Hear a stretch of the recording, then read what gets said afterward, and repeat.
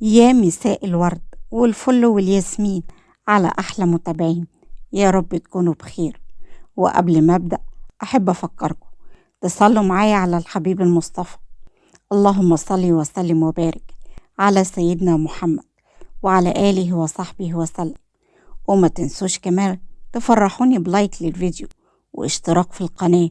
ويلا بينا بقى نشوف قصتنا بتحكي عن ايه النهاردة. عايز تفسخ الخطوبة؟ مفيش مشكلة يا ابني، حقك، بس لازم افهم ايه اللي حصل. طريقتك محسساني ان في حاجة مش مظبوطة. علي خطيب نور رد عليه وقال له: اللي حصل انكم نصابين. اللي حصل ان بنت حضرتك ما ينفعش تتجوز، وانت كنت عايز تلزقها لي. هو انت كنت فاكر ان بعد ما اخطب بنتك وارتبط بيها فترة هقبل اكمل معاها بعد ما تعرفني ان عندها تشوه؟ والد نور بعدم فهم قال له: تشوه؟ تشوه ايه؟ انت بتقول ايه؟ بقول اللي والدتي شافته بعينيها لما كانت عندكم النهاردة. هو انتوا فاكريني ومغفل وهارضة بحاجة زي دي؟ كنت عايز تجوزني بنتك المشوهة وتدبسني فيها بالقرف اللي في جسمها ده؟ وبعدها قفل الخط في وش والد نور. نور في الوقت ده كانت واقفة وسمع كل اللي اتقال تقريبا. كانت بتسمع والدموع ابتدأت تملى عيونها لغاية ما ابتدأت تنزل بعد ما والدها قفل الخط. بطلتنا نور عندها 21 سنة، طويلة ببشرة خمرية وشعر بني طويل وناعم. والد نور ما كانش فاهم تشوه ايه اللي بيتكلم عليه ده، وكان محتاج يسأل بنته ويفهم ايه الكلام اللي بيتقال ده. لكن أول ما شاف دموعها على خدها قام من مكانه وحضن بنته اللي انهارت من العياط زيادة وفضل يهديها: نور، اهدي واحكيلي ايه اللي بيتقال ده، انا مش فاهم حاجة. نور ما بين شهقات عياطها: ها انا ها انا ما عنديش تشوه. كل اللي حصل ان انا كنت بتكلم مع علي امبارح بالليل وقلت قدام منه ان في زي علامة كده في ظهري، هو انا مش بحب شكلها، بس هو مجرد ما سمع كده هو فضل يسألني أسئلة كتيرة قوي. شكلها ايه، هو حجمها ايه، هو كلام كتير قوي. بس انا قلت له ان الموضوع ما يستاهلش كل الأسئلة دي، وقلت له لو عايز يتأكد مامتك ممكن تيجي عندنا وانا هوريها لها. علشان كده هي جت عندنا النهاردة الصبح وطلبت تتكلم معايا في الأوضة. والد نور بضيق وعتاب: انتي يا نور تعملي كده ليه يا بنتي، وكمان من غير ما تقوليلي؟ يا بابا صدقني الموضوع مش تشوه خالص زي ما هما بيقولوا، انتي مجرد علامة مش اكتر. هو انا قلت لو مامته شافتها هتفهم ان الموضوع مش مستاهل كل الكلام ده. نور يا بنتي ما كانش ينفع تقولي لهم تيجوا وتشوفوا. يشوفوا ايه يا نور؟ هو انتي بيعة؟ انتي ازاي تتعاملي مع نفسك كده؟ والد نور كان متضايق جدا من تصرف بنته، بس ما قدرش يكمل عليها وسابها ودخل على اوضته، خصوصا بعد ما نور دخلت في حالة هستيريا عياط. على قد ما كانت حزينة ومقهورة من الكلام اللي اتقال لها، على قد ما كانت زعلانة على باباها اللي ملهاش حد في الدنيا غيره من بعد ربنا، اللي سمع كلام زي ده بسببها، لأنها فعلا غلطت وما كانش المفروض تعمل كده، وكمان من غير ما تعرفه. المهم إن الخطوبة اتفسخت والموضوع كله اتلغى، وبالرغم من كل اللي قاله خطيب نور إلا إن والدها كان راجل طيب، علشان كده رجع لهم كل حاجتهم وأخد حاجة بنته وبس، والموضوع اتقفل.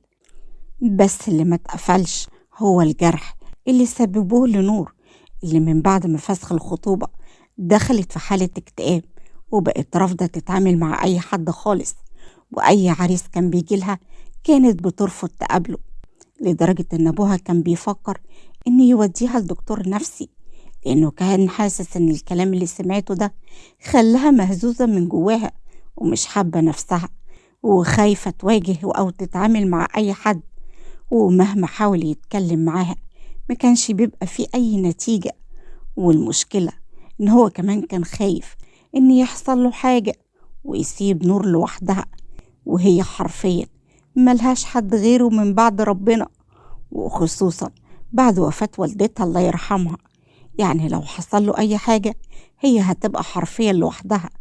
علشان كده كان بالنسبة له نور كان لازم ترتبط وتخرج من اللي هي فيه ده وبأي شكل. بس ازاي ده هيحصل وهي رافضة من الأساس تقابل أي عريس يتقدم لها؟ وحتى الدكتور النفسي هو ما كانش هيقدر يتحمل تكلفته. علشان كده ما كانش في إيده حاجة غير إن هو يحاول يضغط على نور في كل مرة بيجيلها عريس علشان ترضى إنها تقابله. لكن هي كانت بتدخل في نوبة عياط وبترفض، وكل ده أثر عليه هو كمان وخلاه حرفيا سرحان على طول الوقت حتى في شغله.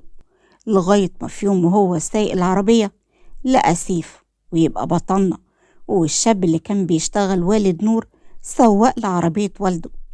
وبعد والده الله يرحمه والدة سيف خلته السواق الخاص ليه، وبسبب كده سيف كان بيتعامل معاه بشكل ودي جدا. سيف كان عنده 27 سنة، طويل بجسم رياضي، ومعظم لبسه بدل بحكم شغله. وسيف اتكلم وقال له: مالك يا عم محمد؟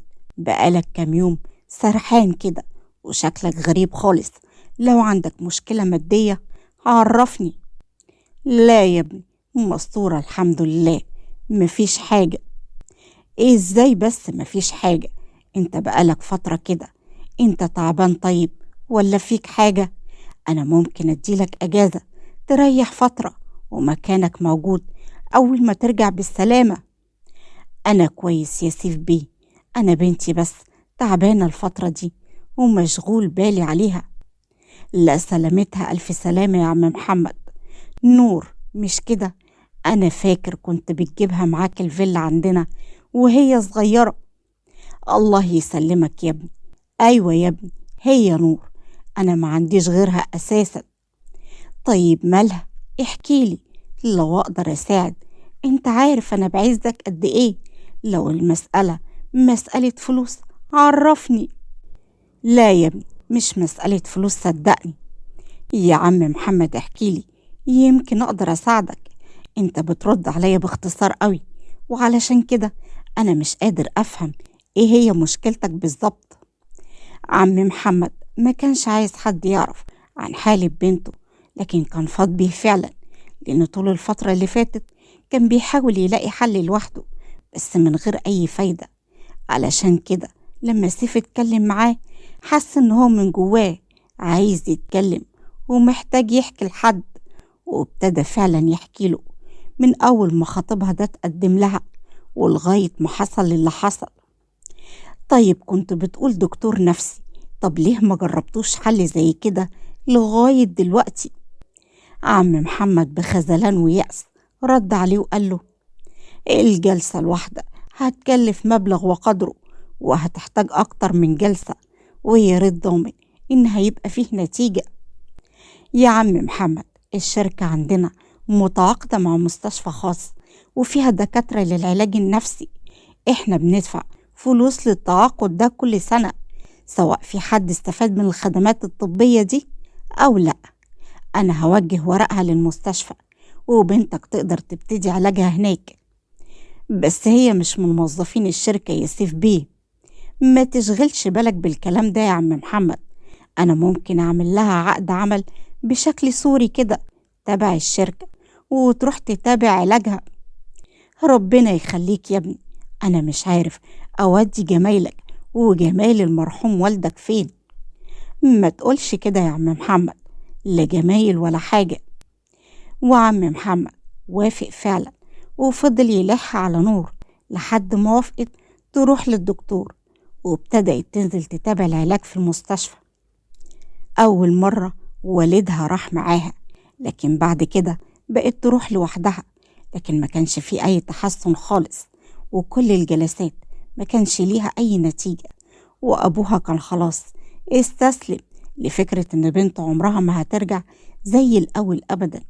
وسيف كان نسي الموضوع ده أساسا، وما افتكروش غير لما شاف عم محمد رجع لنفس الحالة اللي كان فيها قبل كده. وفي اليوم ده كان هو نازل من مبنى الشركة وكان هيركب العربية، بس وقف لما شاف حالة عم محمد، واقف وسرحان ومش دريان بالدنيا. يا عم محمد، يا عم محمد، انت كويس؟ في حاجة؟ عم محمد وهو بيفتح باب العربية: انا انا كويس يا سيف بيه، اتفضل. ركب سيف العربية وافتكر موضوع نور بنته، واتكلم وقال له: عم محمد، هو علاج بنتك وصل لغاية فين؟ عم محمد بضيق وخيبة أمل: العلاج مش جايب أي نتيجة خالص، منه لله اللي كان السبب في اللي احنا فيه. أنا مش عارف أقولك إيه يا عم محمد. ما تقولش حاجة يا سيف بيه، انت كتر خيرك، كفاية اللي عملته معانا. سيف اتضايق على حالة عم محمد، بس ما كانش فيه حاجة في ايده ممكن يعملها. وعدت الأيام لغاية ما في يوم عم محمد كان بيوصل سيف لمشوار، واتفاجئ بمكالمة من واحدة زميلة نور وبتكلمه من رقم بنته، وعرفته إن نور تعبت وهي في الجامعة وأغمى عليها ولازم حد يجي ياخدها. وعم محمد بفزع اتكلم وقال: ها أنا جاي حالا، خليكي بس معاها يا بنتي، الله يخليكي وما تسيبيهاش. سيف اتكلم وقال له: خير يا عم محمد، خير، في ايه اللي حصل؟ نور وقعت في الجامعة ولازم اروح لها حالا. طيب وانت وقفت العربية ليه؟ اطلع على جامعة بنتك يا عم محمد بسرعة. واشغالك يا سيف بيه، مش عايزة اعطلك، انا هستأذنك بس وانا هروح. اشغال ايه بس يا راجل يا طيب، انا اللي بقولك اطلع على الجامعة يلا. وأول ما وصلوا عند بوابة الجامعة عم محمد طلع جري علشان يطمن على بنته، وساب سيف اللي كان هينزل أساسا معاه بس ملحقهوش، وعلشان كده فضل مستني جنب العربية لغاية ما عم محمد رجع وهو مسند نور اللي كان باين عليها إنها دايخة وتعبانة. كانت أول مرة سيف يشوفها. سيف فتح لنور الباب العربية وهو مركز في ملامحها التعبانة والمرهقة والجميلة في نفس الوقت. ما بقاش فاهم دي خطيبها سابها علشان عندها تشوه؟ طب ازاي؟ المهم ان مرضيش يخلي عم محمد يسوق العربية، وطلب منه يركب مع بنته في الكنبة اللي وراه وهو هيسوق. وعلى قد ما سيف كان مركز في الطريق، على قد ما كان كل شوية بيحاول يلمح بطرف عينه نور اللي كانت نايمة وساندة على كتف باباها. كان مشدود ليها بشكل غريب، هو نفسه ما كانش فاهم ليه، بس قال ان ده اكيد تعاطف مع حالتها. ولما وصلوا البيت عم محمد كانت نور لسه دايخة ومش واعية لأي حاجة بتدور حواليها، وعلشان كده أبوها سندها وطلعها لفوق. وسيف أخد العربية واتحرك على بيته بعد ما اطمن ان هم طلعوا خلاص. وسيف من بعد اليوم ده وهو صورة نور حرفيا ما كانتش بتفرقه. في الأول كان فاكر إن الموضوع مؤقت لأنه متعاطف معاها بعد ما شافها في الحالة دي، لكن بعد 3 أيام فضل على الحال ده وحس إن هو هيتجنن حرفيا ومش عارف يركز ولا يفكر في أي حاجة تانية. وعلشان كده قرر إنه لازم يقابل البنت دي تاني ويفهم هو ليه عامل كده. وفعلا قرر إن هو هينزل في اليوم على ميعاد ليها في المستشفى. هو كان عارف بحكم إن أبوها عم محمد قال قدامه الميعاد ده قبل كده.